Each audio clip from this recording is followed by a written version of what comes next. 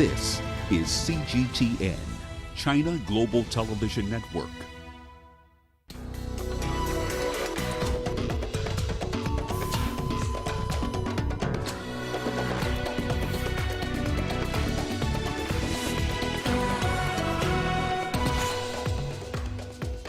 Big news in the battle against the pandemic as the UK paves the way for mass vaccination set to begin next week. Strawberry-flavoured tablets for children with HIV coming next year to enhance treatment. And African nations among some of the worst hit as COVID-19 worsens the humanitarian needs crisis. Hello and a warm welcome to Africa Live on CGTN. I'm Lindy Mtongana in Nairobi. And with me is Ucho Koronkwo with a preview of your business news. Thank you, Lindy. And here's a look at what's coming up on Africa Live, please. South Africa forecast a slow recovery from the COVID-19 crisis.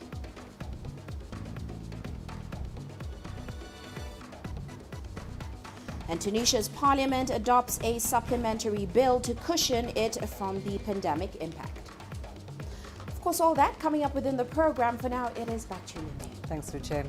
Well, we start with some exciting news coming from the UK regarding efforts to contain the COVID-19 pandemic.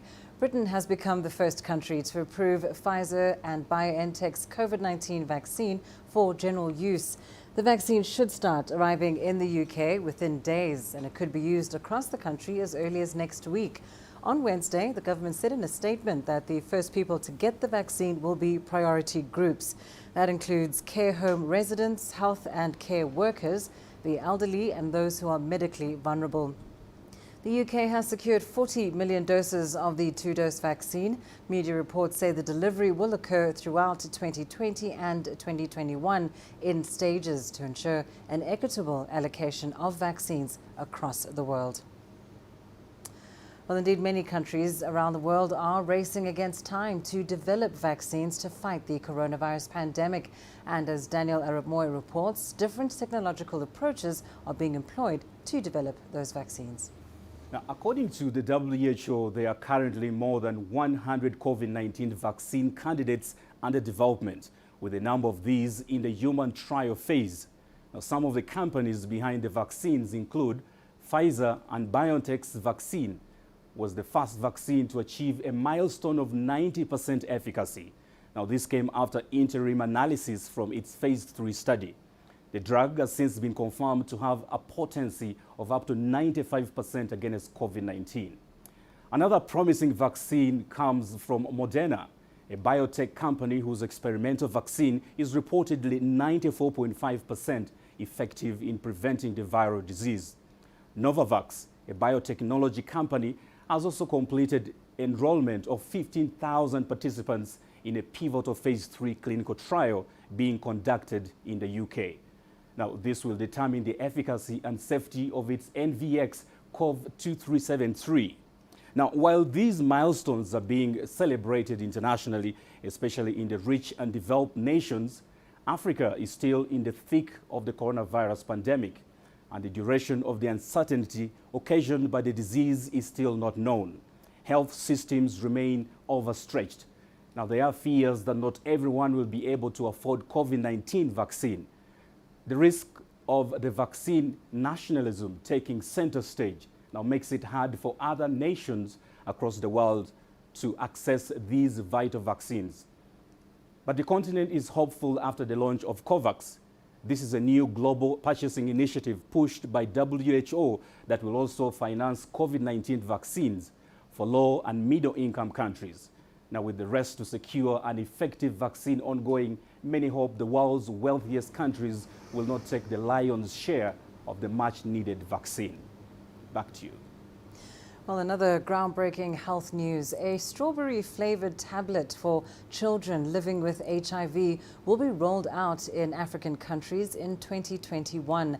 UNITAID, a global health agency, and the Clinton Health Access Initiative have reached a pricing agreement with the generic drug makers Viatris and McLeod's. The first generic pediatric antiretroviral is estimated to cost $120 for a child's annual treatment. Now, this makes it a game changer for poorer countries where similar treatment for children currently costs $480. The HIV treatment is recommended by the World Health Organization from the age of 4 weeks. Some 1.7 million children worldwide live with HIV, but only half receive any treatment. Currently, existing drugs are often hard to administer due to the bitter taste, or they're incorrectly dosed by crushing adult pills. Well, let's bring you more on this. We're now joined by Dr. Martina Penazzato. She is the pediatric HIV lead at the World Health Organization. She joins us now live via Zoom from Geneva. Doctor, thank you so much for your time this evening. To begin with, how much do we know about this strawberry-flavored HIV tablet for children, and how is it expected to improve the situation for young people with HIV? Thank you very much for that question and for having me tonight.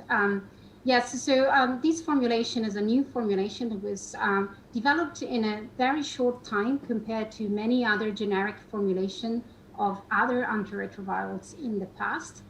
This formulation is known to be dispersed in water and so easy to administer, even in children and babies in particular that cannot swallow tablets. We also know that the flavor of these tablets is good, and that really overcomes some of the challenges that we've had in the past with poor palatability of many of the medications that we were using that often really have an impact on the adherence and the challenges that caretakers have in administering these drugs to their children. So this formulation is really helping us to get better options for children. And it's a formulation for a drug that we didn't have until today available for children less than 20 kilos. So it's really an important step forward. Indeed, an important step. Another key aspect of it, of course, is the cost of this drug. Tell us more about the affordability of these pills and how availability will be ensured across Africa.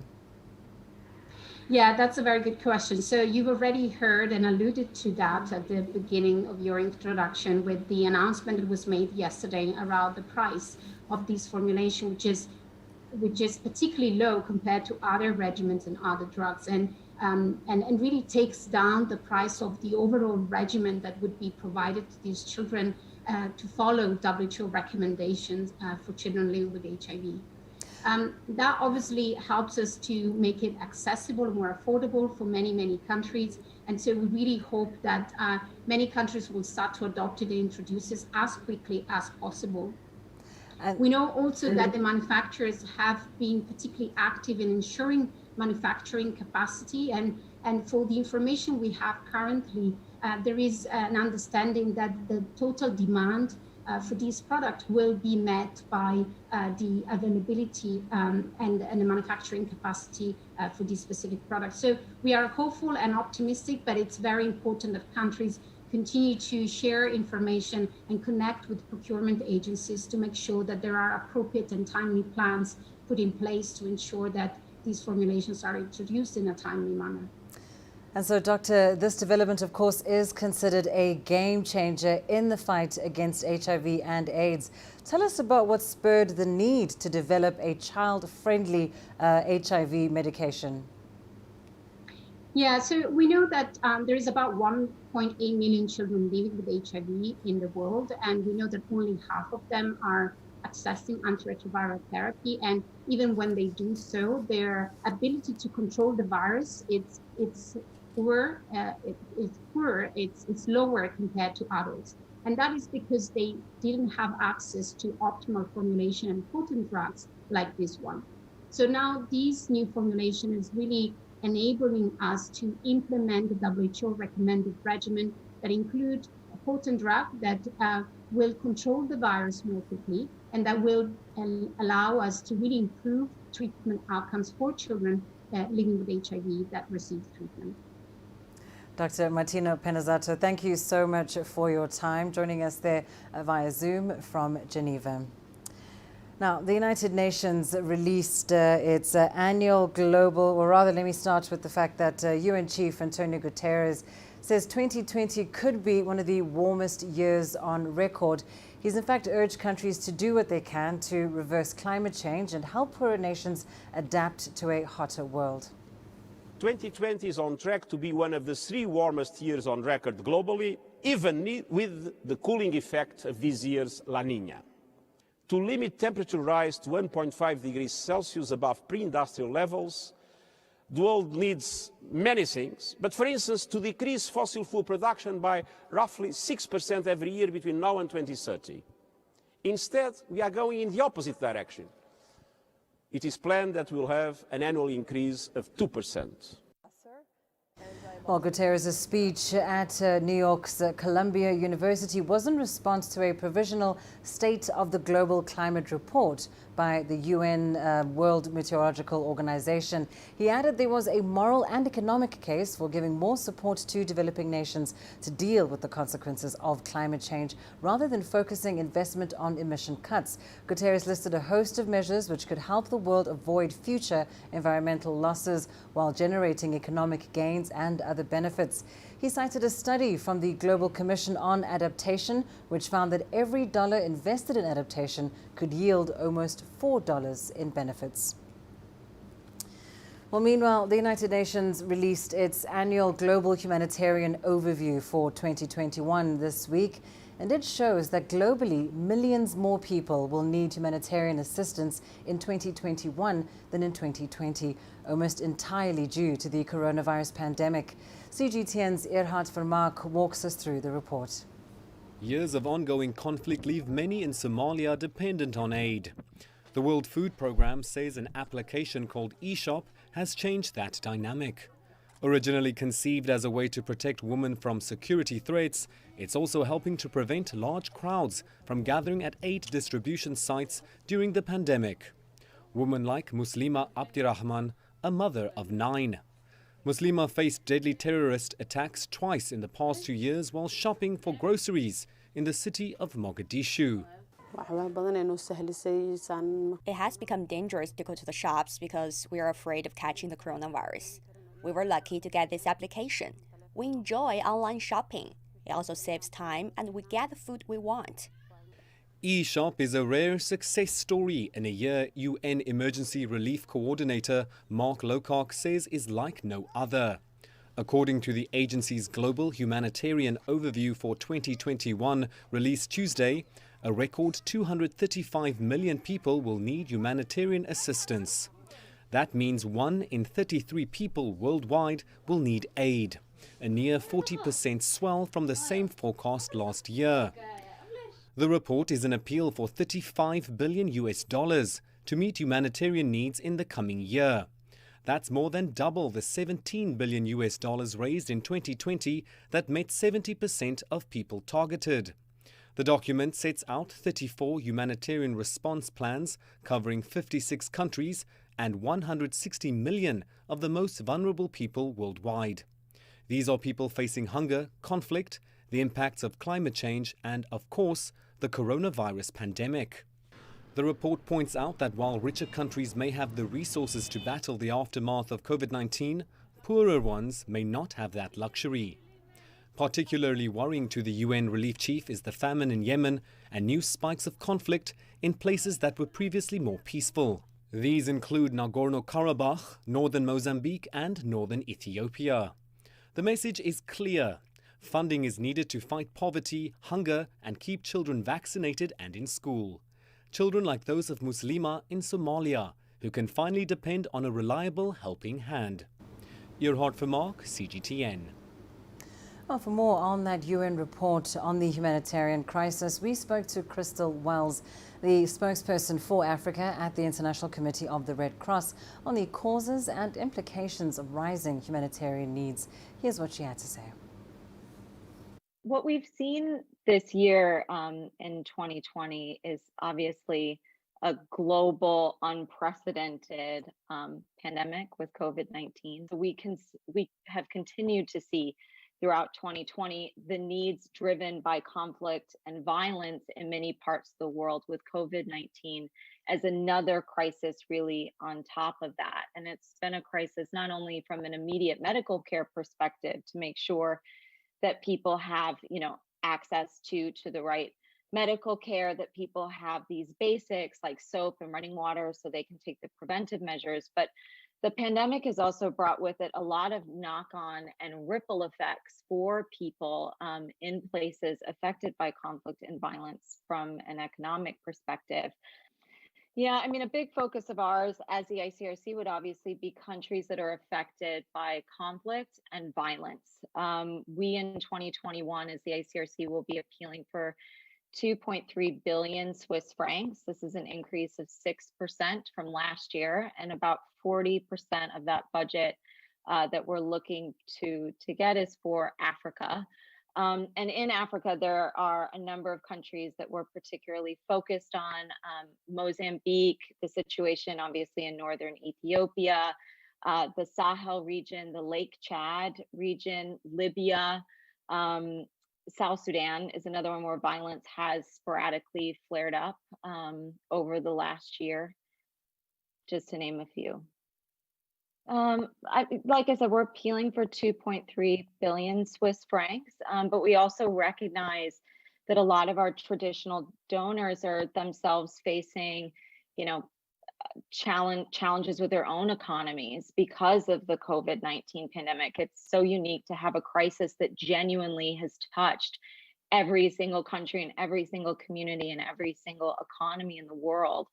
So we as the ICRC too are also having to make some tough choices, quite frankly, and looking at where we are putting our resources in 2021 to really make sure that it's to places and programs where we have a unique added value as the ICRC that others couldn't step in as easily to do the work, and really make sure that what funds and resources we have are really dedicated to communities affected by conflict and violence, which is very much our mandate and focus as an organization. Let's take a short break. Still ahead on Africa Live. Ethiopia promises Nile Dam talks won't be affected by the unrest in Tigray.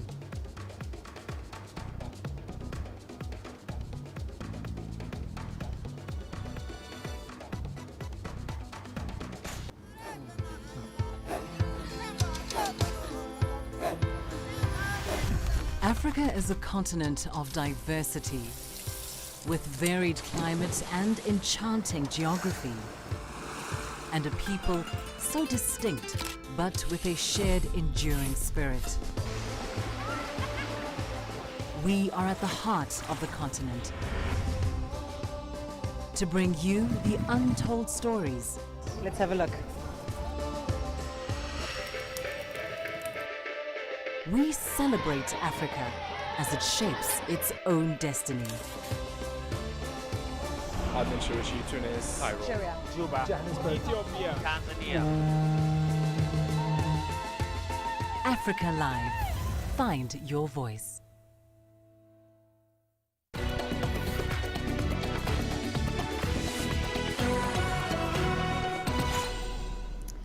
On to Ethiopia, where the UN and Addis Ababa have signed a deal to allow humanitarian access to the Tigray region. Reports indicate that access will only be allowed in areas that are under federal government control. The first mission to carry out a needs assessment began its work today. The region that has around 6 million people has been cut off during fighting that began a month ago. For weeks now, the UN and other humanitarian agencies have been pleading for access amid reports of food, medicine and other vital supplies running out. Well, the Ethiopian government says the current security situation in its northern Tigray region will not affect talks over the Grand Renaissance Dam. Foreign Ministry spokesperson Dina Mufti says Ethiopia still wants African Union-led mediation efforts to continue. Egypt, Ethiopia and Sudan have been trying to resolve long-standing issues over the massive hydropower project. Here's CGTN's Girum Chala with those details. Talks over the Grand Ethiopian Renaissance Dam started almost right after construction of the dam began in April 2011. Two downstream countries, Egypt and Sudan, are concerned the dam will restrict water supplies from the Nile River. Ethiopian authorities say they remain committed to finding a resolution. We are very much committed for the successful completion of the ongoing tripartite discussion. And if there is thinking that Ethiopia might change its position due to the current security situation in the country, there is nothing that has changed. There is no reason why Ethiopia should give up its national interest. Over the last few years, the filling and operation of the dam has been the most contentious issues between the three countries. At the moment, the AU-mediated talks have made significant progress in resolving the differences. These include the de-escalation of tensions and the plan to have African experts play more prominent role in the talks. Ethiopia believes the African Union can and will help the states to reach an agreement. Ethiopia believes Africa problems should be resolved by African solutions. This has been our stand for decades. We also believe that in Africa, these current issues between the countries can be solved through an African resolution. And for this to happen, we demand that the role of African experts be elevated. They should be more involved than other experts in our talks. This idea has been accepted by Sudan, but Egypt has rejected it. This year, Ethiopia concluded the first phase of filling the dam, and next year, the first round of power generation is expected to begin. Expected to be completed in 2022, the GERD will be the largest hydropower plant in Africa. Ethiopia is adamant that the dam can serve the region and even the continent by supplying power to different countries. Group Dara CGTN, Addis Ababa, Ethiopia.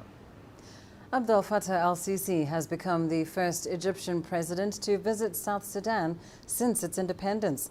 This week's visit by the Egyptian president underscores the significance of relations between the two countries. Egypt has improved its ties with Africa's youngest nation on issues regarding economic development, Nile projects and regional conflicts. CGTN's Adel Al-Makhraoui explains. It's a historic visit for both nations. Abdel Fattah al-Sisi has become the first Egyptian president to visit South Sudan. The trip appeared to have been widely welcomed across Juba, where many people lined the streets to welcome al-Sisi. To Egypt's foreign policy, South Sudan is the top priority. We had strong ties with its leaders since it was part of United Sudan. After its independence, Egypt was keen to bolster ties because it's very important to Egypt's national security. It's a Nile basin country, and Egypt wants support to its demands in the Renaissance Dam talks. Cairo is moving fast to expand cooperation in all development fields to stabilize peace in South Sudan, which Egypt helped to achieve. The Grand Ethiopia Renaissance Dam standoff between Egypt, Sudan, and Ethiopia topped the talks. A statement from the Egyptian presidency says there was, quote, an alignment in views with regarding to reaching a legal, binding, and balanced agreement. The two leaders have also discussed the regional developments, especially in the Horn of Africa region. The conflict in the Tigray region in Ethiopia is creating a dangerous development. Scores have been displaced and many are seeking refuge in neighboring countries. Egypt fears the implications that this could have in the region. It is cooperating with South Sudan and others to discuss that issue. President al-Sisi's visit follows a series of visits by Egyptian senior government officials to South Sudan in the past few weeks. The latest was that of the Egyptian Chief of General Intelligence, Abbas Kamel. The visit renews Cairo's commitment in building a strong South Sudan. Egypt offered to expand transferring Egyptian expertise, capacity building and technical support programs to deepen bilateral ties. Adel Al-Makhraoui, CGTN, Cairo. Al-Shabaab militiamen have stepped up attacks in Somalia as the country heads to the polls. Earlier this week, insurgents carried out a suicide attack in Mogadishu and a raid on an army base in central Somalia. CGTN's Abdulaziz Billo has more from Mogadishu. Militant group Al-Shabaab has claimed credit for Monday's terror attack on a strategic army base in central Somalia, the first large-scale assault on a military target in years. The government says 15 people, including soldiers and civilians, were killed in that attack. Al-Shabaab claims to have overrun the base, killing scores of soldiers before parading weapons and army vehicles they claim to have seized during the attack. Mogadishu says 51 insurgents were neutralized as the army regained control of the base. In the past month, the Al-Qaeda-affiliated militant group Al-Shabaab has stepped up attacks in major towns, including the capital, killing mostly civilians. The latest attack took place in Mogadishu at an ice cream parlor that claimed 8 lives. Security will be delivered and we will bring peace back to Somalia. We are also going to bring to justice those who have committed crimes against humanity, especially those commanders of Al-Shabaab who have been mercilessly killing our population. On Tuesday, the Somali Prime Minister Mohamed Hussein Roble chaired a security meeting with the country's international partners, including the United Nations, European Union and the African Union. Stakeholders discussed ways and means to bring about peace and justice in the Horn of African nation, ravaged by decades of conflict and an armed insurgency by Al-Shabaab and a pro-ISIL militant group. An effective governance of the security sector is not only crucial for stability, but also for the long-term consolidation of democratization and sustainable economic and social development. This is the goal of the federal government of Somalia. This is the aspiration of Somali people. The country is planning to conduct general elections this month, followed by a crucial presidential poll next year. Terrorist group Al-Shabaab has threatened to disrupt the process by threatening clan elders and electoral delegates. Presidential aspirants have also been meeting in the capital, Mogadishu, to pressure authorities to conduct free and fair polls. Meanwhile, as campaign kicks off in the rest of the country, security will likely dominate the agenda in the run-up to the presidential elections next year. Abdul Aziz Bilo, CGTN, Mogadishu, Somalia. Well, let's get more on our top story this hour. Britain has become the first country to approve the Pfizer-BioNTech COVID-19 vaccine for general use. The vaccine should start arriving in the UK within days and could be used across the country as early as next week. The UK woke to the news not of another hopeful sign, but a genuine milestone. The Pfizer-BioNTech vaccine, developed in record time, has been approved for public use, effective immediately. There are nearly 1 million doses ready in the UK, with 40 million on order, and so the rollout can start. Residents in care homes for older adults and care home workers are the highest priority. Following that are those 80 years of age and above, alongside frontline healthcare and social care workers. The logistics will be tricky, not least because the Pfizer vaccine must be stored at -70 degrees. Once it goes in a normal fridge, it's only good for 5 days. People will be immune 7 days after the second dose. A partial immunity does occur after the first dose, and we can see some protection occurring after day 12 of the first dose, but the best immunity is 7 days after the second dose. Being first and being ready is, for a government under considerable pressure, a moment of celebration. I know that the whole House will want to join me in welcoming the fantastic news that the MHRA has formally authorised the Pfizer vaccine for COVID-19. The vaccine will begin to be made available across the UK from next week. I would like to pay tribute to and to thank all those who have made this possible. It is the protection of vaccines that will ultimately allow us to reclaim our lives and get our economy moving again. But public buy-in is still crucial. The regulators say they've been thorough and the scientific community concurs. Where the time has been gained is actually in streamlining the whole process from the start of the research and development. Things that would have been done in sequence have been done in an overlapping sense, and people will realize that manufacturers even have been producing vaccine in advance of an approval. Well, this is, they've taken a risk in doing that. But talk to the public and the reservations are still easy to find. I don't know, obviously lots of drugs come out quite quickly, but we usually have quite a few years to test them before we give them to the main public. We definitely need a vaccine. I can understand people's concerns about it being rushed through, but that's what the trials are there for. But the experts are clear. This may be the first, but the world needs as many vaccines as it can get. So if this is a new phase, It only starts here. Still on health matters, a study has revealed that a small number of malaria-infected school-aged children in eastern Uganda are responsible for the majority of malaria parasites circulating in local mosquitoes. Uganda has one of the highest numbers of annual deaths from malaria in Africa. Leon Senyange has more. The two-year research analyzed measurements of how often children in Tororo in the eastern part of Uganda are bitten by infected mosquitoes. The findings showed that some children aged 5 to 15 years old could transmit the disease from humans to mosquitoes. Here we are trying to see if a mosquito bites this person in the natural setting. We need to get malaria from this person or not getting malaria from this person. So we saw what we did. Then after that, we tested the mosquitoes, see if they're carrying the parasites. And shockingly, we hear that most people who transmit to mosquitoes are people who are asymptomatic. The study was conducted in eastern Uganda, where malaria has continued to exist despite intensive malaria eradication programs. Specifically, there were four people in this study who were responsible for 80% of the mosquitoes that are infected. So these ones, we term them as spreaders because they are the people who transmit the malaria most in the communities. According to the Health Ministry, Uganda registers 25,000 cases of malaria per day.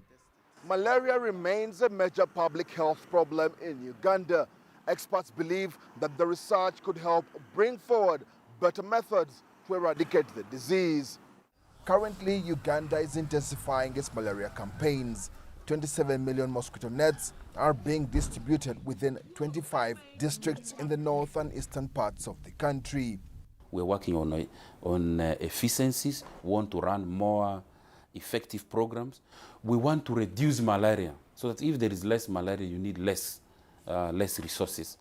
Uganda is one of 6 African countries that account for more than half of all malaria cases worldwide. And over the past months, COVID-19 has caused substantial disruptions to services that are trying to battle the disease. Leon Senyange, CGTN, Kampala, Uganda. And let's now go to Uche for your latest business news. Thanks, Lindy. And coming up on Africa Live Biz. South Africa forecasts a slow recovery from the COVID-19 crisis.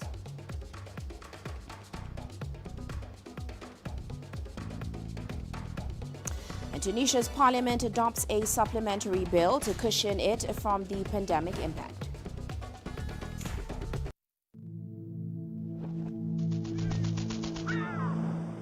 How will your world change today?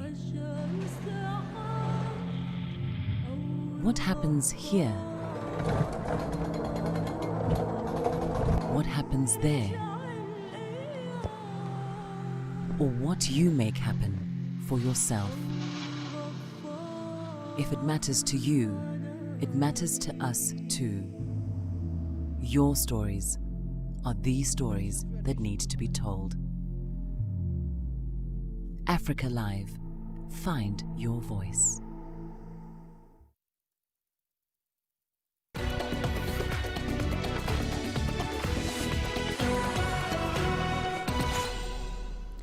Well, let's start off in South Africa. The country's economic recovery from the coronavirus crisis is likely to be slow and difficult. That is according to the country's central bank. Now, the Reserve Bank kept its main lending rate at 3.5% last week after steep cuts earlier in the year. Here's CGTN's Angelo Coppola with more details from Johannesburg. On the other hand, the local mining and agricultural sectors have helped to turn the economy around in the third quarter. The third quarter was 40% better than the second quarter.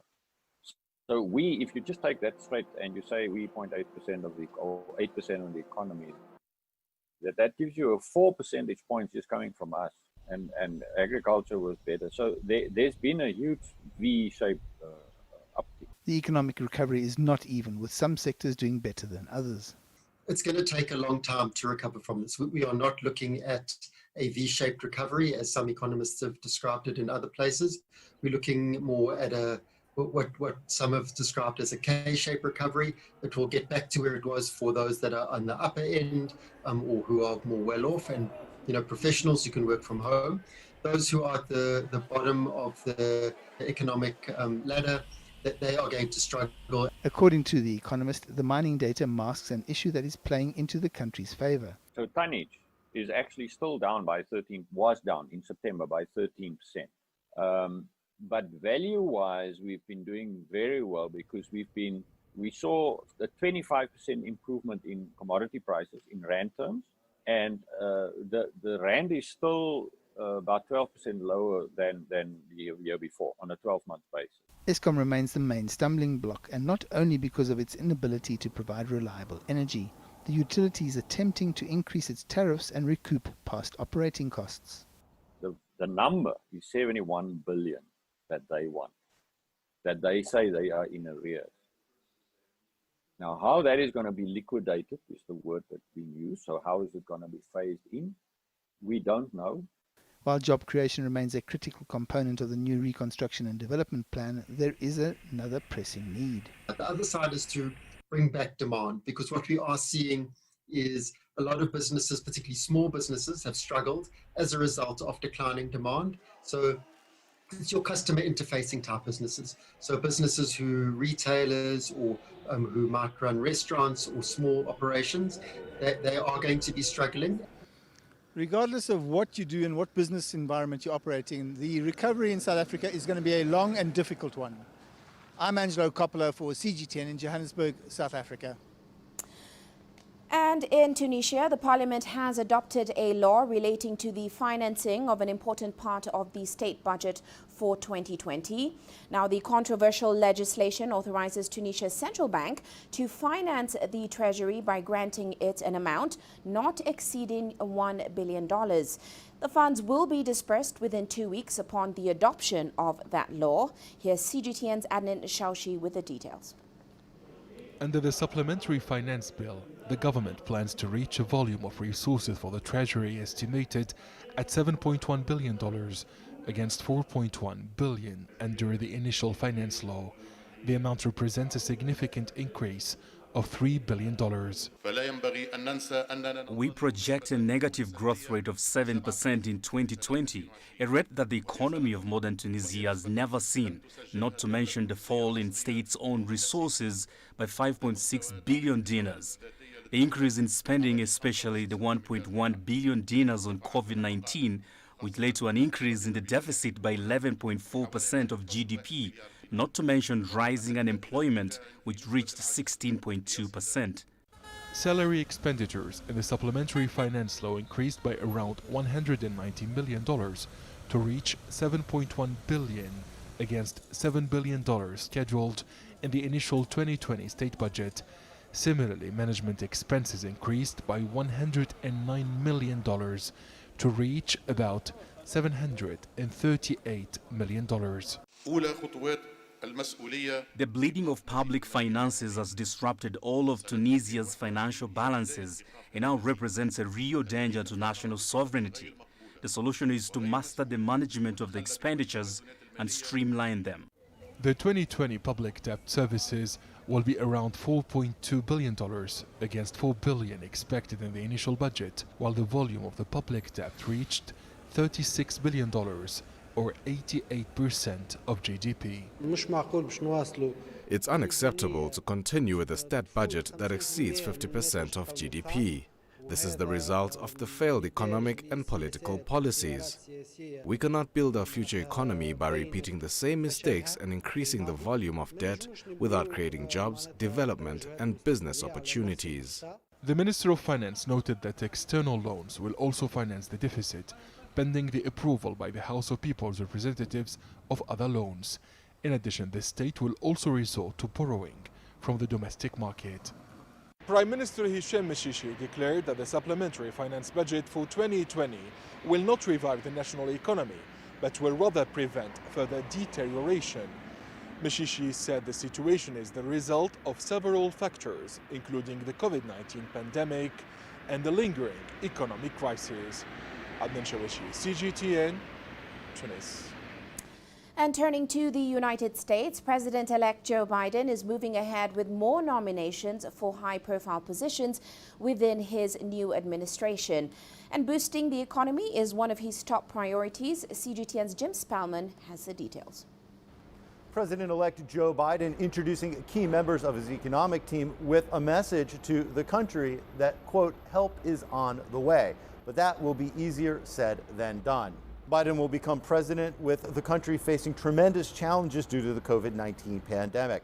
High unemployment, businesses closing, food insecurity, a potential looming foreclosure crisis, all while facing uncertainty over whether Congress will pass a stimulus bill before he takes office. Still, Biden says his team is ready. It includes groundbreaking Americans who come from different backgrounds, but who share my core vision for economic relief here in the United States of America. And given a fair shot and an equal chance, there's nothing, we all believe there's nothing beyond the capacity of the American people. Biden has vowed to work closely with labor unions and to prioritize assistance to communities that have been hit hardest by the COVID-19 pandemic. That includes communities of color.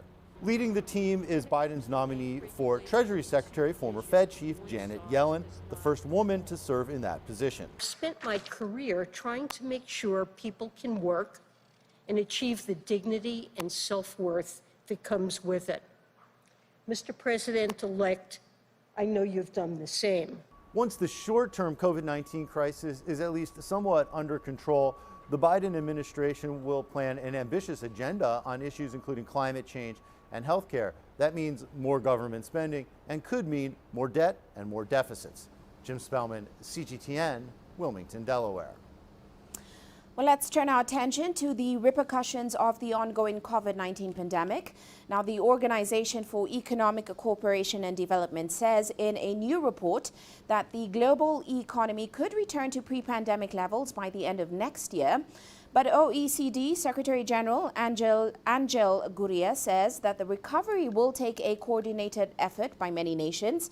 Have a listen.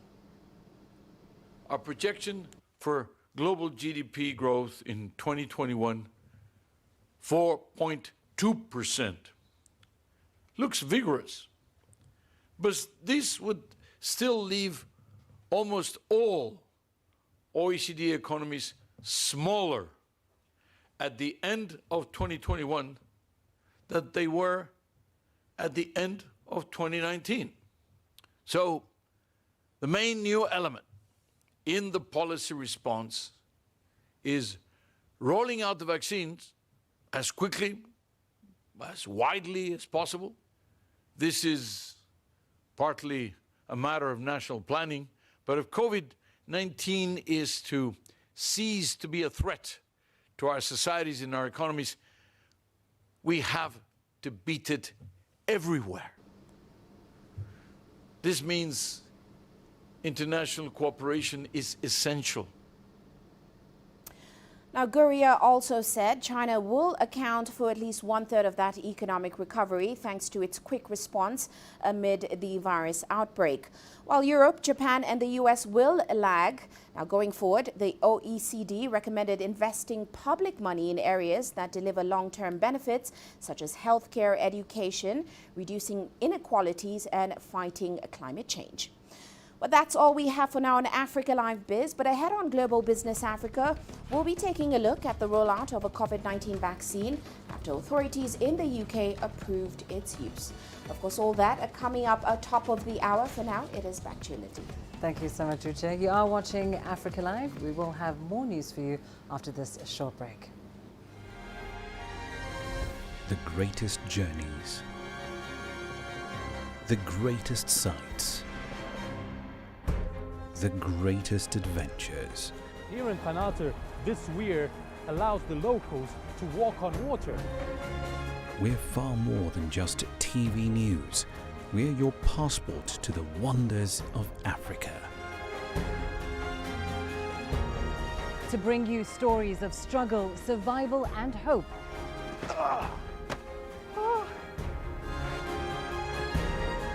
So let's explore.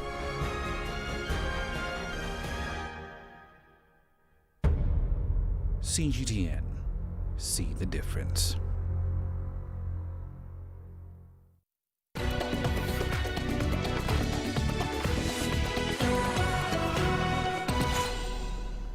We start in Cape Town, South Africa, where after months of closure due to the COVID-19 pandemic, the Slave Lodge Museum's doors have reopened. Visitors took a trip back in time to understand that dark chapter of South Africa's history. CGTN's Travis Andrew tells us more. As the second oldest building in Cape Town, the Slave Lodge was once a symbol of brutal colonial oppression. Now it's a museum and a beacon of hope for many in South Africa. It's for this reason that the museum's doors were open, to commemorate Emancipation and World AIDS Day, two issues that run deep and wide in South Africa. It is extremely important for South Africans to commemorate these days in terms of remembering who we are as a nation and where we come from as a nation and where our roots are situated. We need to understand that we have a very tight link to enslavement and to slavery, and that most of South Africans are connected in terms of bloodlines through slavery. Emancipation Day's origins date back to the abolishment of the slave trade in 1864, when British Parliament passed the Slave Emancipation Act. Today, visitors can view artifacts from the height of the slave trade. It is through this room, though, that historians draw the historical linkages that has made the country commemorate both Emancipation and World AIDS Day. Within the hospital, within the Slave Lodge, we found that what they called venereal diseases was treated mostly, more than any other illness during that period of time. And because of these venereal diseases, we have this link to this building in terms of STDs and sexually transmitted diseases, and that is why we celebrate or commemorate HIV/AIDS World AIDS Day. While the Slave Lodge's permanent exhibitions give an incredibly detailed representation of the past, it will soon go through a revamp to update the collection. Besides being an educational collection that we have, it's for visitors from all over the world to come and see what it is that we have, because what we have on display, it's a minute amount of what we actually have in the collection. Due to the COVID-19 pandemic, both the Emancipation and World AIDS Day commemorations have largely been held online. But Ezekiel Museums is still encouraging all visitors to make their way down here to the Slave Lodge and bear witness to the timeline of both scourges. Travis Andrews, CGTN, Cape Town. And here's what's coming up in your sports news up next.